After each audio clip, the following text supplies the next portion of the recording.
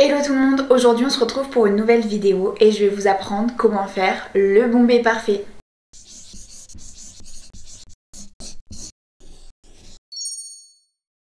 Alors si vous me suivez depuis un petit moment, vous devez savoir que je n'utilise que des gels auto-égalisants pour faire mes constructions. Je trouve que c'est d'abord un gain de temps et ça permet, je trouve, un meilleur résultat, mais par contre ça demande une certaine technique. Je vais donc vous montrer aujourd'hui comment faire un joli apex sans avoir à relimer votre construction. Pensez à vous abonner et à activer la cloche si ce n'est pas déjà fait et je vous laisse avec la vidéo.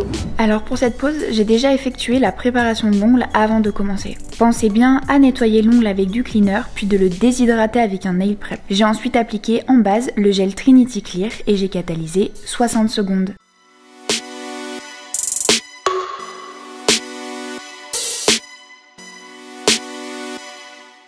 Une fois ma base bien catalysée, j'applique ma fameuse patinoire. Cette fine couche de gel que l'on applique, et attention que l'on ne catalyse surtout pas, sert à créer une sorte de pré-couche qui facilitera l'application de la boule de gel. C'est très important de le faire pour toutes vos constructions, que ce soit pour un gainage ou bien un renforcement. Je prends bien mon temps pour l'appliquer, vous voyez, comme c'est ce qui fait office de lit pour la construction, il ne faut absolument pas que ça coule. Je prélève une boule de gel Trinity Clear avec le pinceau numéro 4 Accents et je viens la déposer un petit peu avant la cuticule. Ensuite, je viens l'étaler sur la longueur de l'ongle et toujours avec mon pinceau, mais cette fois-ci avec la pointe, je viens étirer la matière sur les côtés jusqu'au bord libre de l'ongle. C'est sûrement là que vous comprenez l'importance de la patinoire, car si elle n'est pas posée, le gel ne glissera pas, et si elle est mal posée, ça coulera forcément sur les côtés. Avec mon pinceau liner, je viens maintenant lisser bien comme il faut la couche de gel, et surtout s'il manque de la matière sur les côtés, c'est à ce moment-là que je viendrai en appliquer comme il faut. C'est aussi grâce à ça que l'application de votre couleur sera jolie et nette.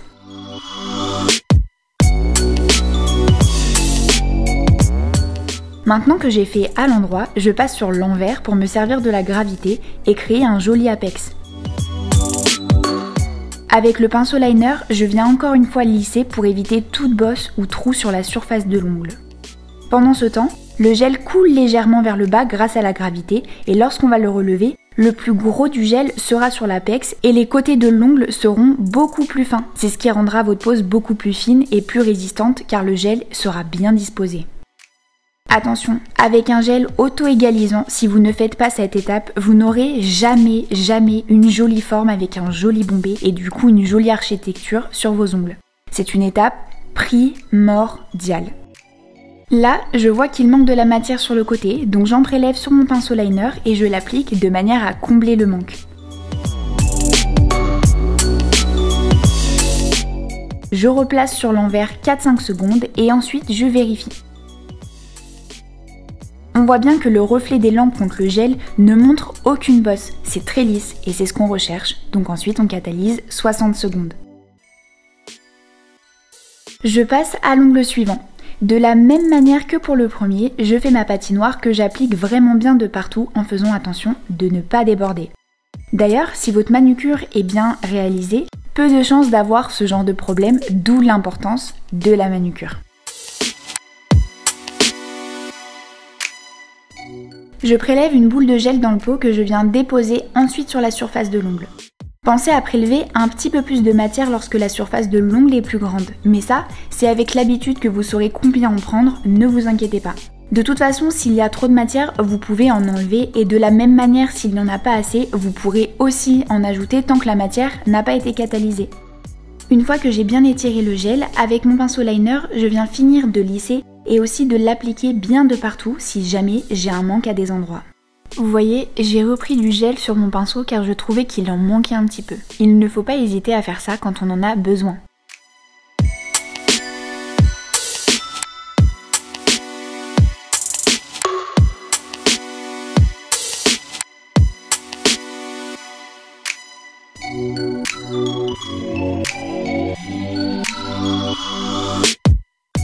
Je place la main sur l'envers et je viens lisser bien au centre mon gel.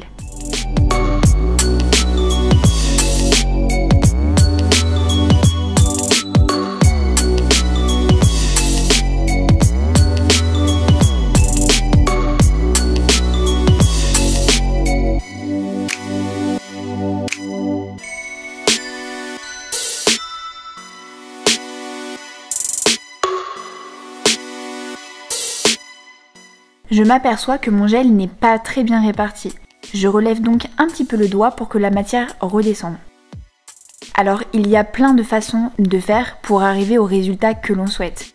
Et tant que ce n'est pas parfait, je ne catalyse pas, je continue ma mise en forme avec toutes ces techniques. C'est sûrement là aussi que vous comprenez pourquoi les prestations sont si longues. Bien travailler, ça demande vraiment de la précision, de la concentration et évidemment du temps. Je vérifie avec mon gant derrière grâce au contraste que le bombé me convient et je retourne ensuite le doigt et je vérifie le reflet de long en large. Si je suis satisfaite et seulement si je suis satisfaite, je demande à la cliente de vite mettre son doigt dans la machine pour que le gel n'ait pas le temps de couler. Votre travail est très important mais la participation de la cliente l'est tout autant. Si elle veut regarder avant d'avoir mis sa main dans la machine, c'est impossible. En quelques secondes, le gel coule, donc demandez-lui de mettre immédiatement dans la machine et elle admirera plus tard la beauté du travail. Sans rire, c'est vraiment important.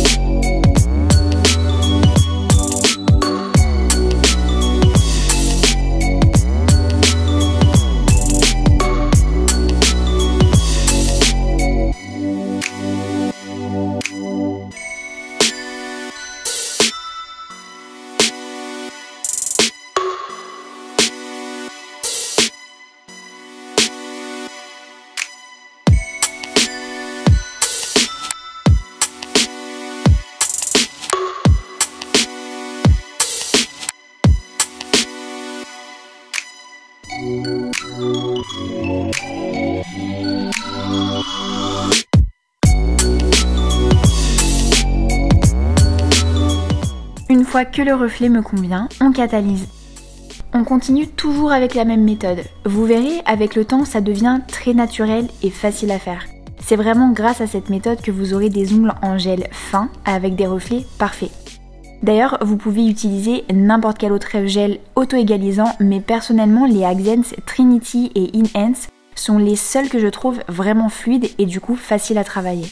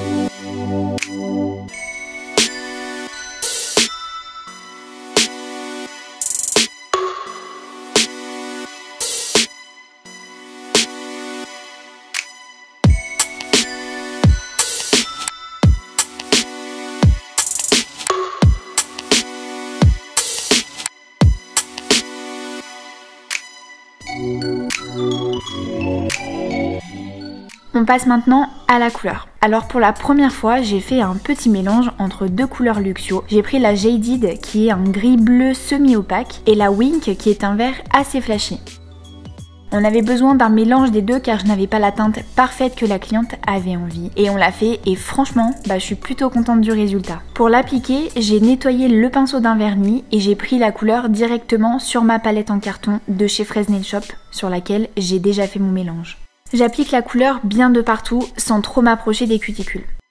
Je récupère ensuite mon pinceau liner pour passer sous la cuticule. D'ailleurs, il faut vraiment être très minutieux et prendre son temps pour appliquer bien correctement la couleur.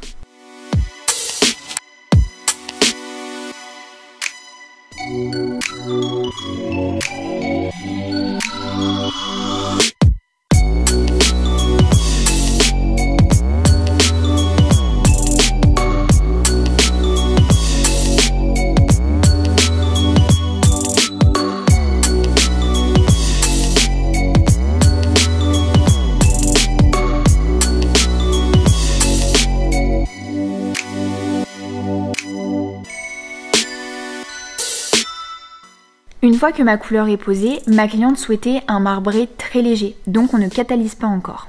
Je prends un petit peu de blanc sur mon pinceau liner et je commence à faire de légers traits. Le blanc se fondra avec le vert non catalysé et ça fera vraiment un résultat hyper naturel. J'essaie de faire quelque chose d'assez aléatoire pour que ce soit irrégulier et que ça donne un meilleur résultat. Je fais aussi comme des petits zigzags pour vraiment rendre l'effet marbré.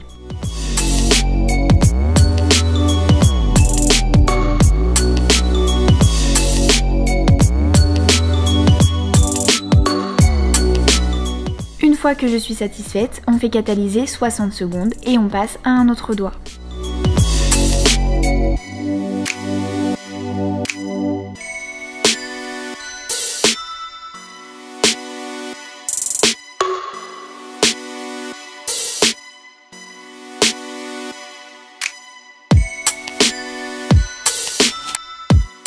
Une fois la couleur déposée avec le pinceau du pot, j'applique la couleur sous cuticule et aussi sur les côtés avec le pinceau liner.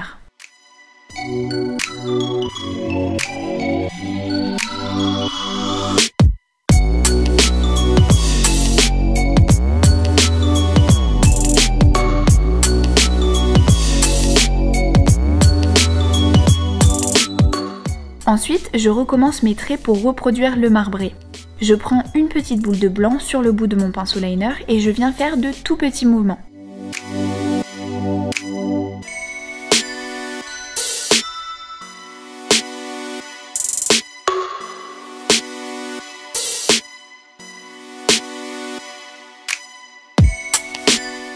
Une fois que c'est fait, il faut prendre un peu de recul de manière à regarder de plus loin si le tout est harmonieux.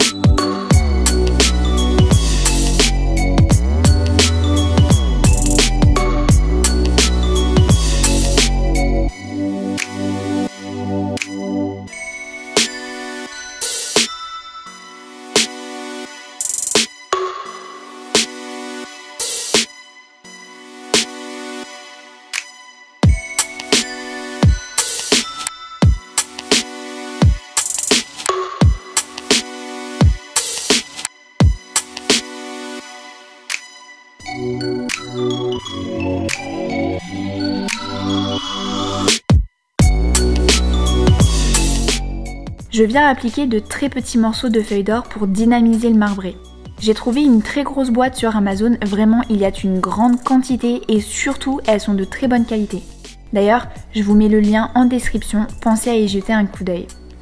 Je les applique une à une avec une pince que j'ai trouvée sur Framnail. J'en pose quelques-unes jusqu'à ce que le résultat me convienne. Je les aplatis ensuite avec un pinceau plat.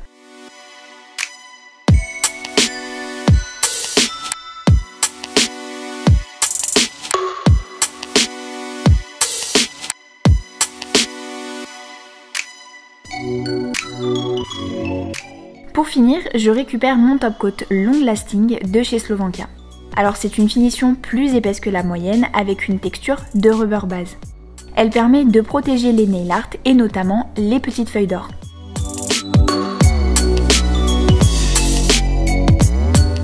Je l'applique bien de partout en veillant à ne pas faire de manque sur la surface de l'ongle.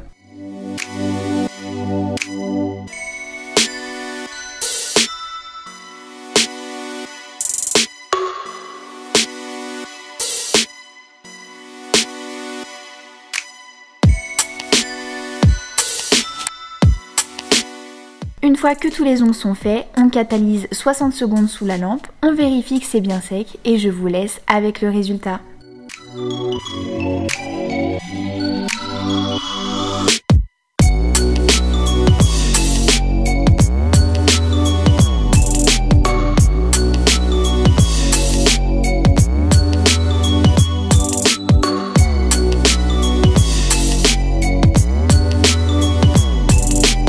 J'espère que cette vidéo vous a plu. Maintenant, vous n'avez plus qu'à vous entraîner pour faire des bombés parfaits. Pensez à liker cette vidéo et à la commenter si elle vous a plu. Et on se retrouve très vite pour une nouvelle vidéo.